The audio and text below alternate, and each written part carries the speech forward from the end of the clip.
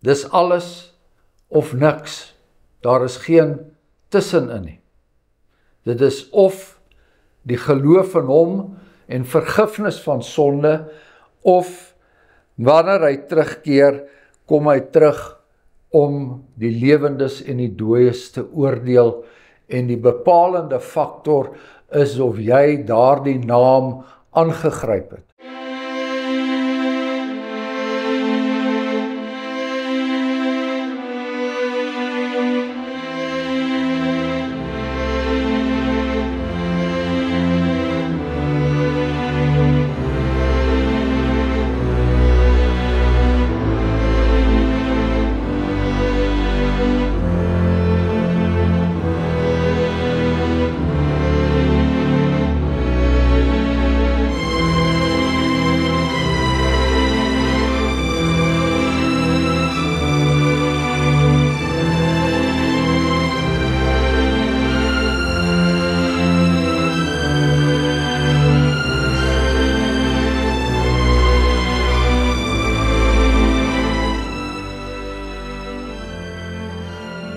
Handelinge 3 vanaf vers 12. Kom ons bid saam. Onse genadige God en ewige Vader, Vader wat vanaf die skepping nog voor dit alles in die hand hou, alles beskik. U wat deur u Seun Jesus Christus die gang van die geskiedenis bepaal het en wat ook deur hom dit sal voltrek. Vader en Seun wat deur die Heilige Gees in ons harte kom woon het en vir ons hierdie woord van waarheid gegee het en ons daaraan verbind. Ons bid dat wanneer ons hierdie woord vandag lees, dat dit nie 'n teks sal wees wat duisende jare gelede op ander mense van toepassing sal wees nie, maar dat ons ook, ons wat hierdie woord vandag hoor, dat ons dit sal hoor so asof dit hier onmiddellik ook vir ons van toepassing is. En ons bid ook dat dit in ons harte sal kom woon en dat ons dit sal oordenk en dat ons dit ook met vrymoedigheid sal uitdra. En genadige God en hemelse Vader, U wat die hele skepping onderhou en dra, U wat die winde bevel gee en hulle gaan haal, die wolke oor die see, daar in die skatkamers waar U hulle bære. Ons bid dat U vir ons ook verademing sal gee wat ons fisiese omstandighede betref in hierdie warm somermaande. Ons bid dit nie omdat hierdie skepping of ons enige iets verdien nie, maar omdat ons uit hierdie woord uit ook vandag lees, dat U 'n God is van besonderse genade en liefde. In die naam van ons Here Jesus Christus. Amen. Ons het verlede keer gelees van die wonder wat daar plaasgevind het rondom die krepelgebore man en hoe hierdie gebeurtenis die mense bymekaar getrek het daar in 'n gedeelte van die tempel en dat Petrus toe vir hulle begin preek het. Hulle, die skare sien hierdie man langs Petrus en Johannes staan, terwyl, soos ons in vers 11 lees, hy aan hulle vashou en die volk was uitermate verbaas. En hulle het daar saamgekom, en dan lees ons in vers 12, en toe Petrus dit sien, sê hy vir die volk, Israeliete, waarom is julle hieroor verwonderd, of waarom kyk julle na ons, so asof ons deur ons eie krag of godsvrug bewerk het dat hy loop? Die God van Abraham en Isak en Jakob, die God van ons vaders, het sy kind Jesus verheerlik. Hom wat julle oorgelewer het en voor Pilatus verloon het, toe hy besluit het om hom los te laat. En julle het die heilige en regverdige verloon en gevra dat 'n moordenaar aan julle geskenk sou word. En die leidsman tot die lewe het julle gedood. God het hom uit die dode opgewek, waarvan ons getuies is. En deur die geloof in sy naam het sy naam hierdie man wat julle sien en ken sterk gemaak. En die geloof wat deur hom is, het hom hierdie volkome gesondheid gegee in die teenwoordigheid van julle almal. En nou broeders, ek weet dat julle dit in onwetendheid gedoen het, net soos julle owerstes. Maar God het op hierdie manier vervul wat hy tevore verkondig het deur die mond van al sy profete, dat die Christus sou ly. Kom dan tot inkeer en bekeer julle, sodat julle sondes uitgewis kan word, en tye van verkwikking van die aangesig van die Here mag kom. En hy hom mag stuur wat vooraf aan julle verkondig is, naamlik Jesus Christus. Hom wat die hemel moet ontvang tot op die tye van die wederoprigting van alle dinge, waarvan God van ouds af gespreek het deur die mond van al sy heilige profete. Want Moses het tot die vaders gespreek, die Here julle God sal vir julle 'n profeet verwek uit julle broeders, net soos ek is. Na hom moet julle luister volgens alles wat hy met julle sal spreek. En elke siel wat nie na die profeet luister nie, sal uit die volk uitgeroei word. En ook al die profete van Samuel af en die wat gevolg het, almal wat gespreek het, het ook hierdie dae aangekondig.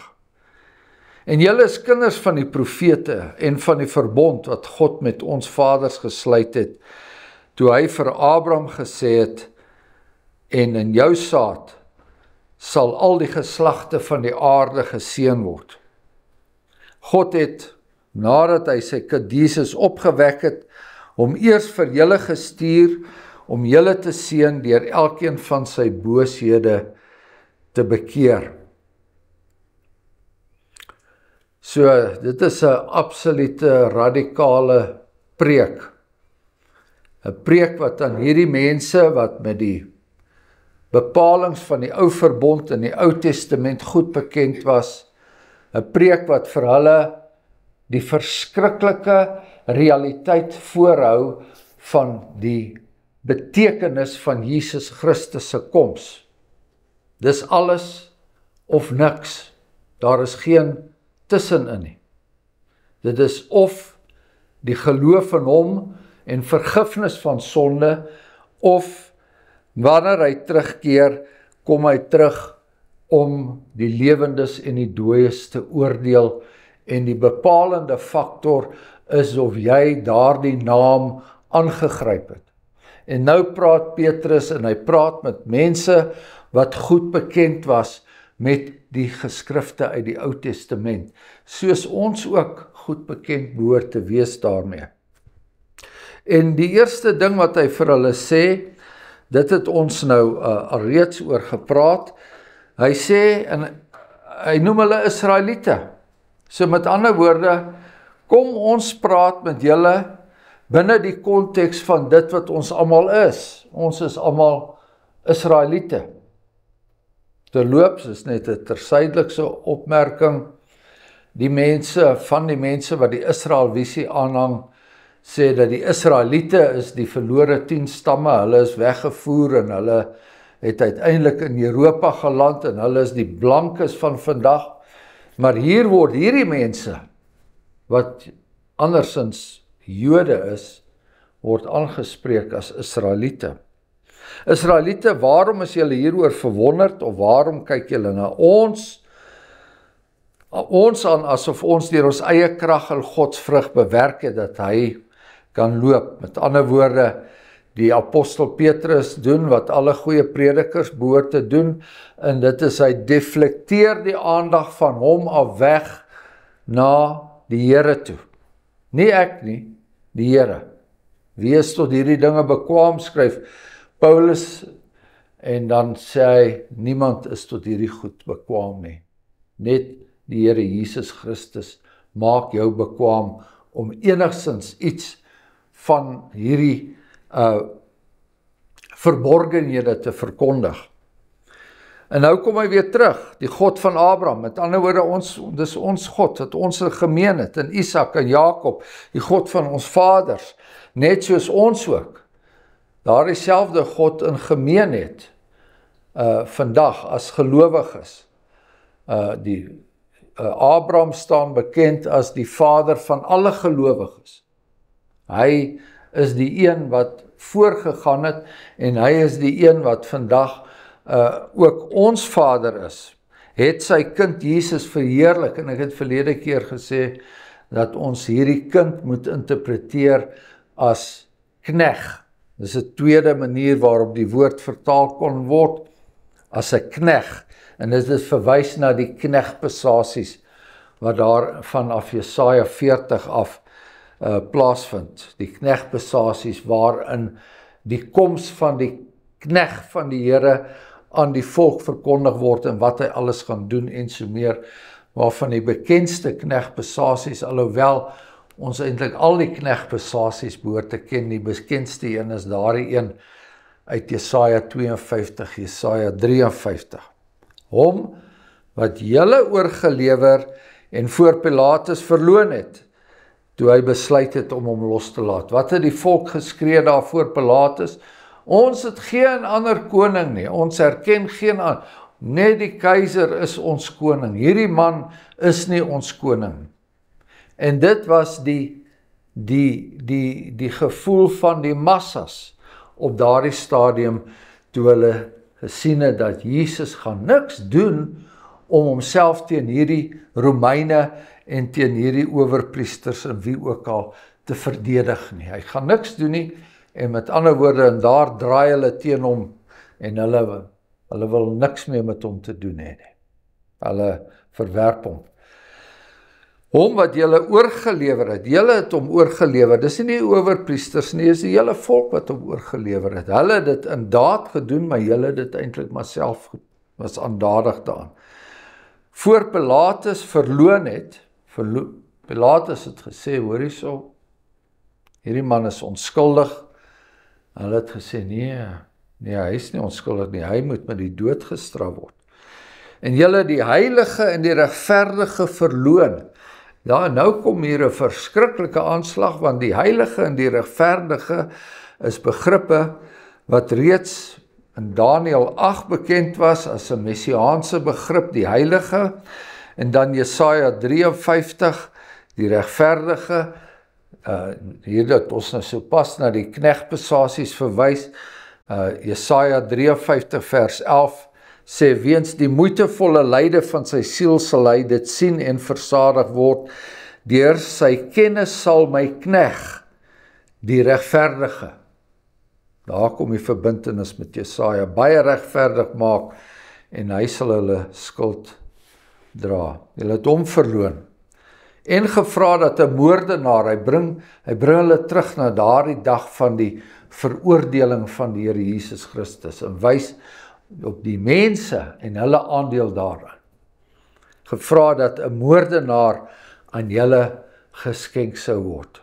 Nou mense dink nou, jy weet, dit is regtig baie verskriklik. En 'n mens kan nie dink dat die moordenaar vir hulle aanneemliker was as die Here Jesus Christus wat tog niks gedoen het nie.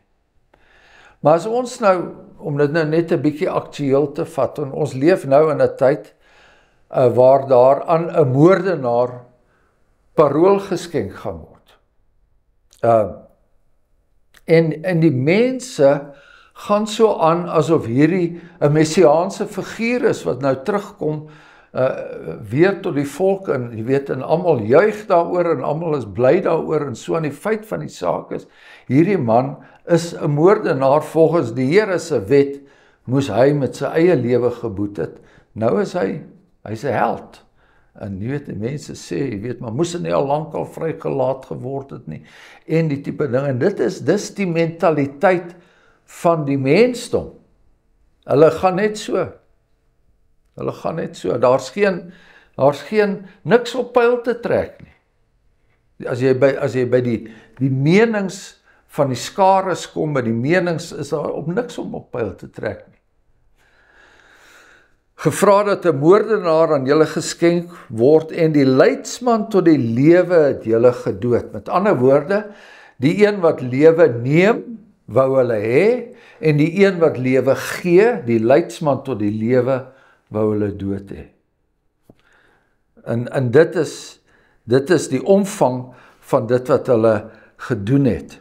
Die leidsman van die lewe, oral in die Nuwe Testament word die Here Jesus Christus so beskryf in Handelinge 5 vers 31, in Hebreërs 2 vers 10, in Hebreërs 12 vers 2, daar die bekende gedeelte wat sê, ons moet ons oë gerig hou op hom, die volëinder, wat die wedloop vir ons voltooi het. Met ander woorde, die Here Jesus Christus het deur die grens van die dood gebreek en ons hou ons oë gerig op hom.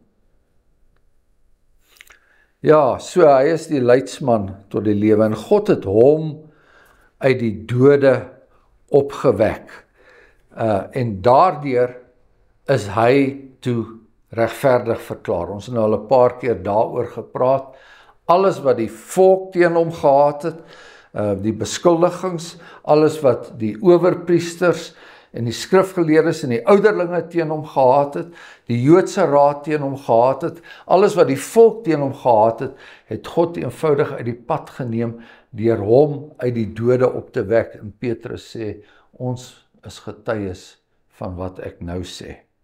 Met krag verklaar, sê Romeine 1 vers 4, na die gees van heiligheid is hy met krag verklaar as die seun van God, deur die opstanding uit die dode. Onse Here Jesus Christus, sê Paulus. So met ander woorde, die opstanding is die sleutel wat hierdie spesifieke persoon nou tot die seun van God verklaar het, is sy opstanding. Hom is uit die dode opgewek waarvan ons getuies is. En nou, deur die geloof in sy naam, het hierdie man wat julle sien en ken, het sy naam hierdie man sterk gemaak. So, dit is nou die omvang van sy majesteit, dat dit sy naam is, wat genoeg was om hierdie man sy bene, sy voete weer sterk te maak. En die geloof wat deur hom is, het hom hierdie volkome gesondheid gegee in die teenwoordigheid van julle almal.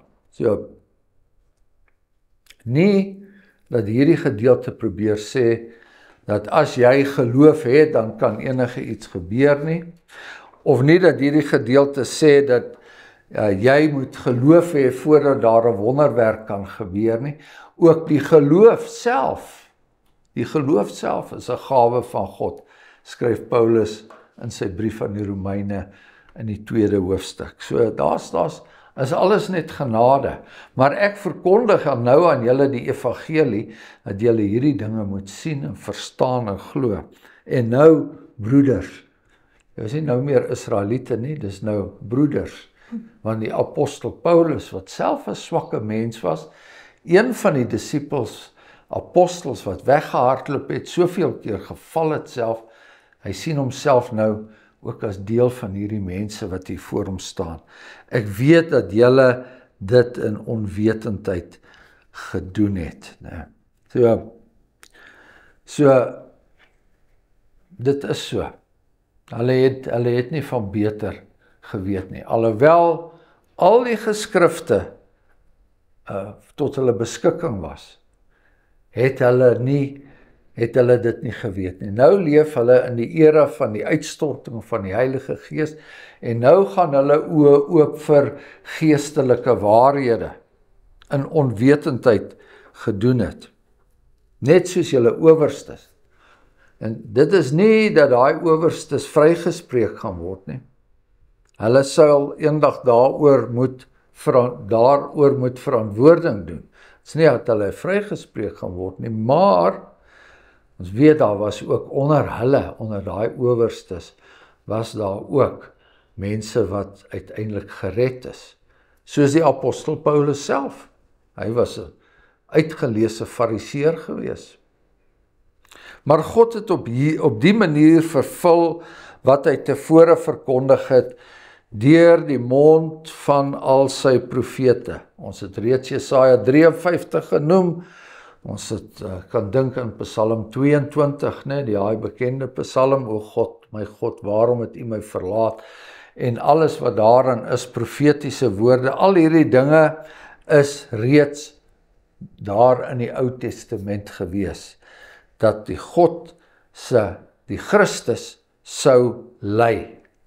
Dat die Christus sou 'n lyding deurgaan voordat hy verheerlik sou word, voordat hy opgeneem sal word in heerlikheid. Nou kom dan tot inkeer en bekeer julle, sodat julle sondes uitgewis kan word. Sonder die aanvaarding van daardie naam is daar geen genesing, is daar geen bekering nie. Met die aanvaarding van daardie naam, dink nou weer aan die nagmaalformulier wat ons Sondag gehoor het.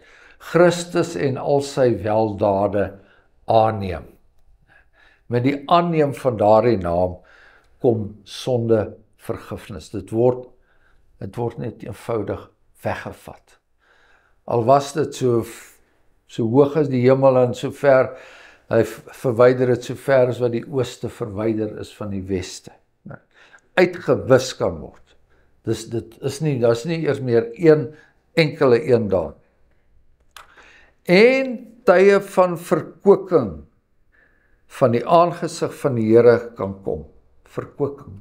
Dink 'n bietjie waar ons die woord verkwik teekom.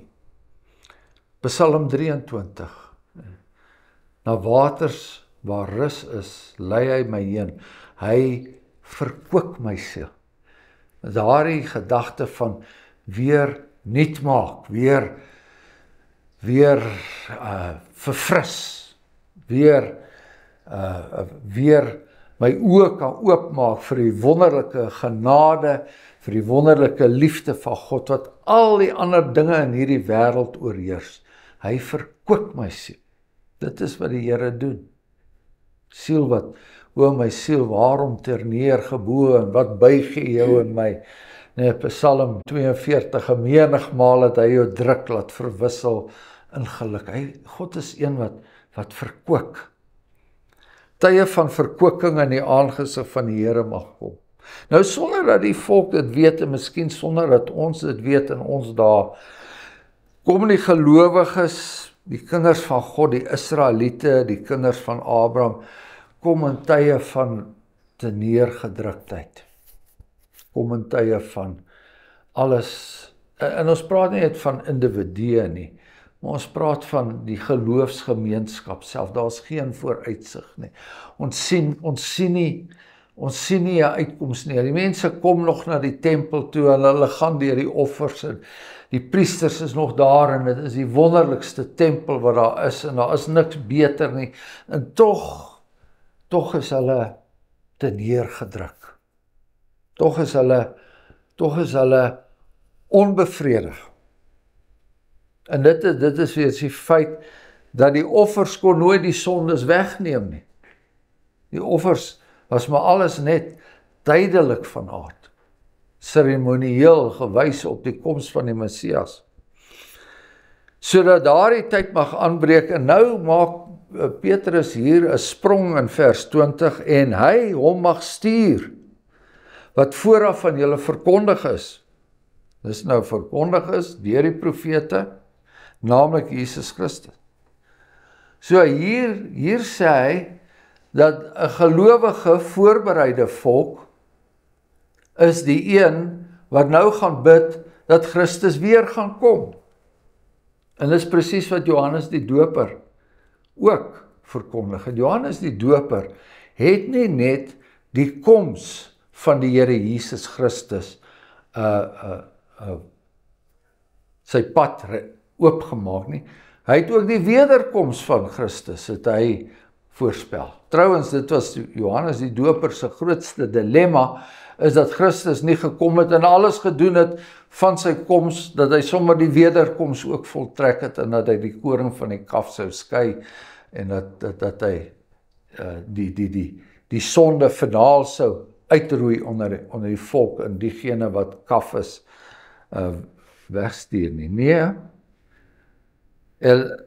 hom wat die hemele moet ontvang, vers 21, naamlik Jesus, hom wat die hemele moet ontvang tot op die tye van die wederoprigting van alle dinge, wat die hemel moet ontvang. So, daar kom Christus in die hemel aan. Hy het neergedaal as die Seun van God, als gestroop van al sy heerlikheid is hy as mens gebore, en nou, nadat hy die dood oorwin het, die vrag van die sonde gedra het, en dit vasgenaal het aan die kruis, soos die apostel Paulus skryf, het hy nou opgevaar na die hemel met daardie menslike liggaam. En die hemel moes hom ontvang. En Christus in die hemel met 'n menslike liggaam verteenwoordig nou mense. En dit is een van die pragtige dinge in ons katekismes. Wat se troos, wat se nut is daar in die hemelvaart van Christus? Wat se nut is daar dat hy nou in die hemel is? Hy verteenwoordig ons daar. En hy verteenwoordig ons daar met 'n menslike liggaam, 'n verheerlikte liggaam, maar dit is nog steeds 'n menslike liggaam. So, ons hou dit in gedagte, tot op die tye van die wederoprigting van alle dinge. Ander vertaling sê tot op die herstel van alle dinge, waarvan God van ouds af gespreek het deur die mond van al sy heilige profete. Telkens wys Petrus maar net soos enige prediker, wat ek nou sê ek nie uit my eie uit nie, dit staan in die skrif. Die mond van die heilige profete. So, wat is die wederoprigting van alle dinge? Dit is die wederkoms van Christus. Dit is wanneer Christus weer alles sal herstel, maar nie net sal herstel nie, ook sal verheerlik. En dit is 'n hele tema, eintlik op sy eie.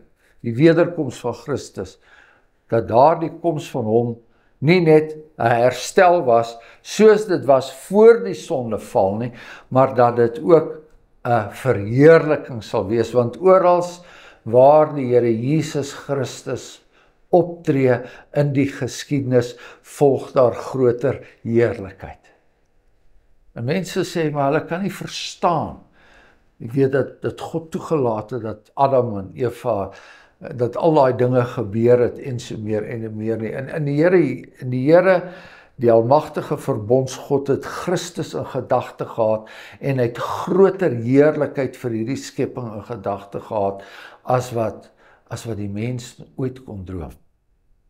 Geen moontlikheid vir sonde meer nie. Geen moontlikheid vir die duiwel kan nie meer. Daar is nie meer enige belemmering in die hemel. Ons kan baie daaroor praat. Alles is in die skrif, dit is daar, die profete het ook daaroor gepraat. So Moses het tot die vaders gespreek, die Here julle God sal vir julle 'n profeet verwek. En nou verwys hy na Deuteronomium 18 waar Moses gesê het, dat na hom sal God 'n ander profeet verwek en julle moet na hom luister. Nou die volk het nogal in Jesus daardie profeet gesien, veral toe hy die brood gebreek het en dit uitgedeel het. Ons lees dit in Johannes 5 en Johannes 6. Toe sê hulle, hier's wonderlike dinge. Kyk, hier word brood uitgedeel, dis net soos die tyd van Moses toe daar manna uit die hemel uitgeval het. Is hierdie man miskien nie Moses of die profeet wat Moses van gepraat het nie? So, en elke siel, en hy sê, nee, hy is daardie profeet, en nou kom nog 'n waarskuwing uit die Ou Testament, elke siel wat nie na die profeet luister nie, sal uit die volk uitgeroei word. En julle is kinders van hierdie profete, van die profete van Samuel af. En julle is kinders van die verbond, net soos ons kinders van die verbond is. Want elke keer wat ons 'n kindjie doop, dan is dit, ons wy daai kind aan God toe, en ons doen dit in terme van die verbond wat God met Abraham opgerig het en wat hy nog steeds met ons. God het nadat hy sy kind Jesus opgewek het, hom eers vir julle gestuur om julle te seën deur elkeen van sy booshede te bekeer. En daardie seën bestaan daarin dat die mens tot Jesus Christus homself sal wend. Die mens, die volk Israel, maar ook ons vandag en ook elkeen wat hierdie evangelie woord hoor.